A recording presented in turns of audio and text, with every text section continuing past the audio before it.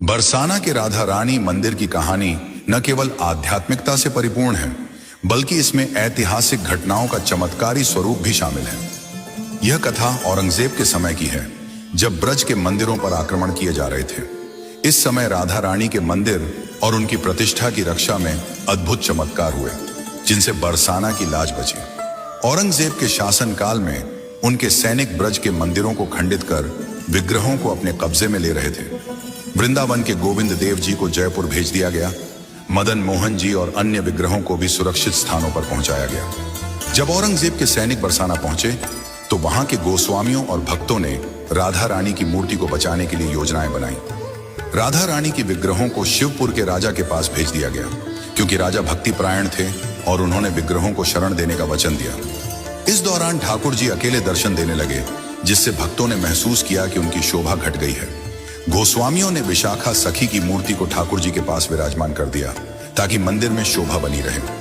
औरंगजेब के सैनिक जब बरसाना के राधा रानी मंदिर की सीढ़ियों पर चढ़ने लगे तो एक चमत्कार हुआ। सैनिकों की आंखों की रोशनी अचानक चली गई। वे एक दूसरे से कहने लगे कि उन्हें कुछ दिखाई नहीं दे रहा है। इस अद्भुत घटना से घबराकर वे वापस लौट गए। यह चमत्कार राधा रानी की कृपा का प्रतीक बना और बरसाना की लाज बच गई। राधा रानी की मूर्ति शिवपुर पहुंचने के बाद वहां चमत्कार होने लगे। राजा की प्रजा उनकी जय जयकार करने लगी। लेकिन कुछ समय बाद गोस्वामियों ने राजा से मूर्ति को वापस करने का अनुरोध किया।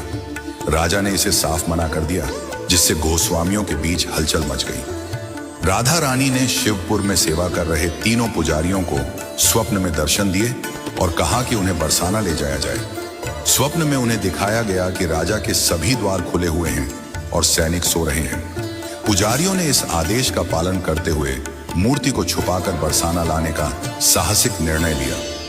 स्वप्न के अनुसार सभी द्वार खुले मिले और पुजारियों ने मूर्ति को बरसाना लाने में सफलता पाई। बरसाना में लौटने पर गोस्वामियों ने ठाकुर जी के पास विशाखा सखी की मूर्ति को विराजमान किया। चूंकि विशाखा सखी की स्थापना से बरसाना की विजय हुई थी, इसलिए उन्हें विजय लाडली जी नाम दिया गया। यह नाम उनकी महिमा और बरसाना की रक्षा का प्रतीक बन गया। बरसाना के इस ऐतिहासिक और आध्यात्मिक प्रसंग से यह सिद्ध होता है कि ईश्वर की कृपा से हर समस्या का समाधान संभव है। विजय लाडली जी के रूप में विशाखा सखी आज भी ठाकुर जी के साथ विराजमान है और भक्तों को दर्शन देती है। यह कथा न केवल राधा रानी के चमत्कारों की महिमा का बखान करती है, बल्कि भक्ति, आस्था और समर्पण की शक्ति को भी दर्शाती है, बल्कि हर भक्त के लिए प्रेरणा का स्रोत भी है। यह दिखाती है कि जब भक्ति और समर्पण सच्चे होते हैं तो ईश्वर की कृपा से असंभव भी संभव हो सकता है।